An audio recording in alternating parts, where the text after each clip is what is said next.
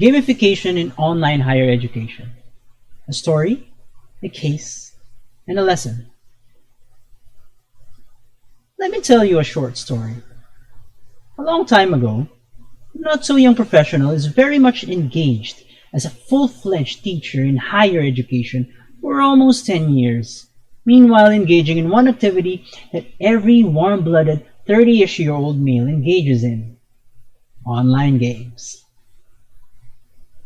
At this point, sometime in 2017, he decided that while he was totally invested in both activities anyway, why not combine the two in one monster of a course for actual teaching purposes? And that is when the elective course, Tropical Medicine Outbreak Investigation, was born. Yeah, outbreak investigations, go figure. In this almost fully online course, students are thrown into one semester of learning the concepts of outbreak investigations using a real-world case study as their springboard. The course was based on the U.S. Centers for Disease Control and Prevention's 2004 web-based epidemiologic case study, and I actually sought permission from the US CDC to use the materials for educational purposes, which they granted. The course utilized online resources and apps such as functional learning management systems and Google Apps for Education as its vehicle. It used an apparently decades-old concept but relatively new term called gamification as its fuel. Gamification is defined by Detterding et al. In 2011 as the use of game elements in non-game contexts. The term gamification has been coined by Nick Pelling in 2002, but the term gained popularity around 2010. The concepts behind it, however, has been traced for over 100 years. As early as the late 19th century, loyalty awards have been documented in the form of stamps. In the very early 20th century, the Boy Scouts movement have used badges to recognize achievements, and in 1973, the book The Game of Work suggested that fun games might be the answer to poor employee engagement. Since the late 70s, with the advent of computer games and consoles, we've seen continuous integration of game elements into current business models, such as loyalty awards and schemes in hotels and even airline miles. Gamification also saw its way into other business models, such as in the military, corporate processes, and even communities of practice that espouse social change.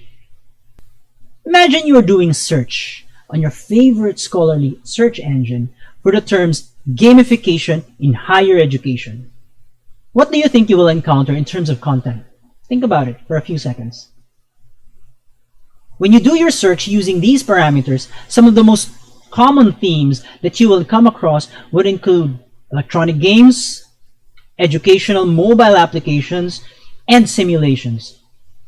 In the medical education field where I belong to, these are very common and would take life in the form of online flashcards for medical review, mobile case-based games, and even virtual and actual patient simulators, just to name a few. Now here's the kicker. While all of these concepts and applications are part of gamifying education, gamification of education does not mean making games to deliver learning materials. If there is one point that I would like to stress in this presentation, it is this: games are not the end-all of gamification of education. According to a book by McCoy et al. In 2016, gamification aims to create a game-like experience in non-game activities, such as, say, running, or treating a patient, or even routinely learning in class. It should be delineated from just playing actual games, or even playing around within or even outside of actual games. The purpose of gamification, particularly gamification in education, is to make learning fun. In principle, it is to try to influence the learner's behavior into doing activities that they routinely don't find exciting to do. It is all about maximizing engagement with your students. There are several iterations on how people think about the elements of games. It can vary greatly depending on the point of view you're using. How game designers view gamification is very much different from how academics view them. But in all my research and experience while using both lenses, I have collated several overlaps and unwritten understandings, which I will try to summarize here in this presentation. These concepts are mainly taken from Langendahl et al. As my academic source, Extra Credits, one of my favorite YouTube channels, as my game designer course, and then I try to tie them together with my own experiences on how I handled my online gamified course. According to Langendahl and Company, game elements can be summed into three main categories: underlying dynamics, surface elements, and gaming experience. The first element is the poorly named surface elements. Let's discuss this in more detail. Surface elements are the audio-visual representation of the player's performance and achievements within games. These elements help quantify the progress that each player or team achieves. Surface elements are the most used game elements in the education sector, and that's the reason why we are discussing them first. The most common types of surface elements are point systems, badges, and leaderboards. The use of point systems in education is not a foreign concept to us. We all use a certain evaluation metric for each of our activities. In fact, giving out points for correct answers and no points or even negative points for wrong answers are the traditional staples of educational assessment. Badges, on the other hand, are visual representations of specific accomplishments with regard to knowledge, skills, or attitudes of students. This element is not routinely part of higher education, but in basic education it is widely used. Remember your best in math medal in second grade? Leaderboard in games are more recognizable as class rankings in higher education. In my course, points are manifested as, well, point allotments per activity. I've also incorporated literal badges, which incentivizes specific student or group achievements. And I've also incorporated live update leaderboards for group activities, which the students can see using the LMS. But while surface elements might seem obvious and easy treats to adopt, some studies suggest that improper usage of such elements might serve as mere tricks in achieving higher education learning objectives. Nevin et al. In 2014 pointed out that gamification may lead to significant increases in knowledge, and even added that leaderboards have a good potential for participant motivation. However, they also argued against the effects of badges in the long term. Robertson in 2011 also argues that points and badges may constrain the potential of other useful elements that games may offer. Licheva et al. In 2011, as well as Stott and Newstater in 2013, argue that to gain momentum in the educational setting, we should look beyond tangible game elements and explore new ways of incorporating game elements in teaching, which brings us to our next game element: underlying dynamics. Underlying dynamics refers to the mechanics involved in the utilization of other game elements, as well as how all elements are integrated into the subject matter. You may think of it as a rule book or the instructions manual in the course or the subject. Underlying dynamics have 5 elements, namely narrative, feedback, progression, freedom to fail, and choice. In games, narratives immerse the player into a whole new world, prepping him for exploration and driving him into concrete action. It sets the tone for the entire experience and declares that the player is part of something bigger. In education, it is often used to promote role play using case studies, or even built to provide progressive disclosure from simple to more complex tasks. In my outbreak investigation course, I've used the actual case study by the CDC to build up on the narrative. immersing the students into a world where they are learning concepts on how to conduct an outbreak investigation based on a real-world event. I'm sure you're no stranger to feedback. I mean, the concept of feedback. Feedback is very much common to both games and education. Teachers give constant feedback to students on a regular, usually scheduled basis, or at least we try to. But in games, feedback is given to players constantly, all day, every day. This constant barrage of feedback enables games to improve over time, to focus on the current meta and adapt accordingly, to always deliver the best product to the end users, not just when they reach their respective level caps. In my course, I try to automate my feedback mechanism to give my students almost real-time access to their current class standing using a variety of Google Apps for education. With the current educational meta that we are in, proper use of learning management systems is a great way to ensure consistent and regular student feedback. Tied together with the feedback mechanisms inherent in games is the element of progression. With this element in place, players get to be rewarded for achievements they have done and are subsequently presented with even more difficult quests to do, with even greater rewards. In higher education, this is commonly manifested as prerequisites, often seen between courses or year levels, but seldom within courses or individual activities. Using learning management systems, or even the most convenient available slew of educational apps and software, teachers can organize student learning better to make sure that there is progressive skills development in order to achieve higher and higher levels of outcomes. In my course, I used an LMS to organize content so that students can only progress to the next lesson once they have completed the previous one. The course, anyway, is highly dependent on the ongoing narrative that is continuously unfolding as they progress within the course. Now, activities in traditional learning institutions focus on getting the right answers rather than teaching students how to solve a problem. Often, homeworks serve more as an assessment rather than a learning opportunity, says extra credits.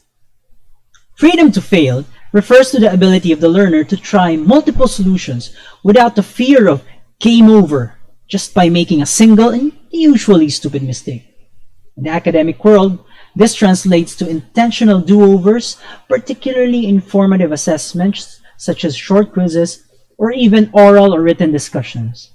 This element enables the learner to focus on the process of learning rather than the end product of just getting a passing mark.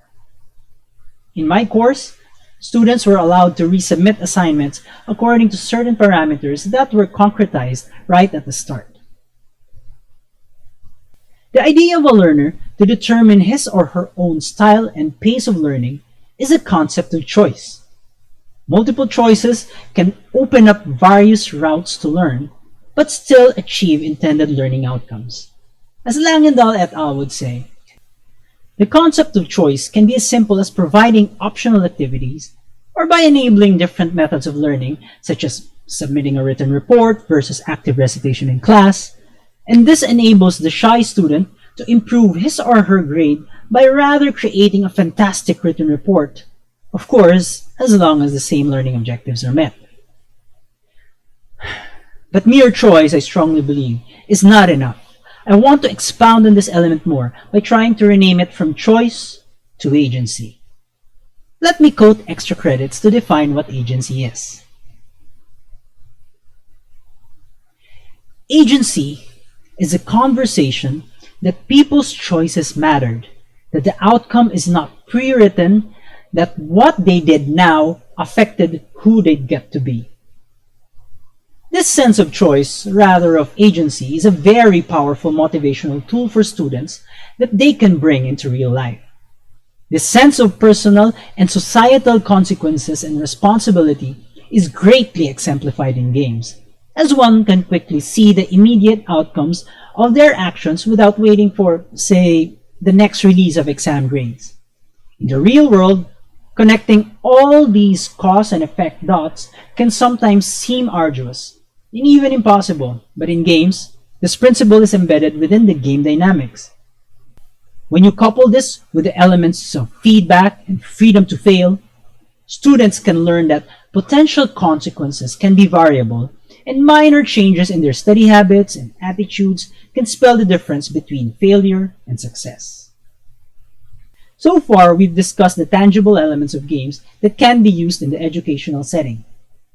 Now we will talk about our third game element, the usually taken for granted element of the gaming experience.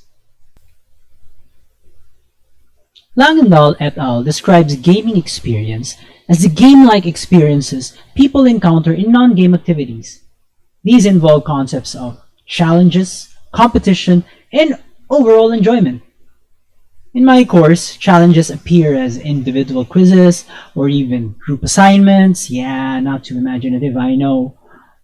Intergroup competition is also encouraged as incentives are given to season winners in the form of badges, while further gaming experience is enhanced through in-game currency that students can use to purchase rewards such as ability to resubmit a poorly written assignment. And yeah, I'll be the first one to admit that the last tactic has been exceptionally challenging to implement and police. While this definition is okay, I think we need to discuss it a bit further.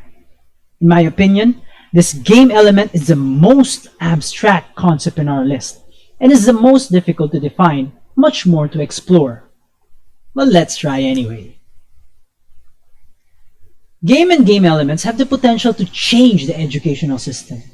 It can make sure that personal desire for knowledge is a great motivator for learning than the fear of punishment, as extra credits would put it. As I've mentioned in the beginning of this talk, the current educational meta on gamification of education is just getting a few games related to your subject matter and letting students play them during class hours in the name of learning. However, forcing students to play games might have poor consequences as it takes the fun and agency out of the activity. Now I want to talk about a very important aspect of gamification, especially in higher education. I've done a crude search for the term teacher in several of the higher ed gamification articles that I reviewed for this presentation, and quite jaw-droppingly, the term seldom appeared in peer-reviewed articles I came across with, in some of them not even once. This is a real shocking and saddening realization, because while students are the end users of the knowledge delivery system, teachers are the idea factories and workhorses on how to best curate such knowledge. The decisions that teachers make on what tools go in a course and how best to implement them are arguably more important than even the quality of those tools themselves. Games are never going to replace the teacher, but games are changing how the teacher teaches, says Mary Headington, a teacher in Wisconsin who conducted a study on games in education. In that small-scale study, they showed that using only games in education actually did not benefit their students as much as going through traditional learning. But going through gamified learning resulted in significant increases in post-test scores, a finding consistent with Nevin et al.'s 2014 study which I previously mentioned. We need to view games as a pedagogical force multiplier that amplifies student engagement and retention on what we teach them, rather than a babysitter for us to utilize when we have no idea how to deliver a topic. This places the teacher, and ironically not the game, as the most important element in the gaming experience of education. Just to summarize everything that's been said, gamification in higher education opens up a whole new world of possibilities for the teachers as well as the learners, especially in the digital world, coupled with the current global scenario of somewhat forced online learning. Game elements that can be integrated into higher education include the tangible surface elements such as points, badges, and leaderboards. The underlying game dynamics or mechanics such as narrative, feedback, progression, freedom to fail, and agency. And finally, the actual gaming experience, which encompasses challenges, competition, enjoyment, and the ever important role that a lowly teacher plays in the entire game of life. As we've discussed in the past few minutes, it is quite clear that gamification is not an alien concept in higher education. Even Stott and Newstater, who criticize the limitations of some game elements when used in education, acknowledges that gamification already exists in modern pedagogical practices. Langendahl et al. Further adds that gamification of higher education should be explored in its potential to impact the cognitive, performative, and normative or reflective aspects of learning.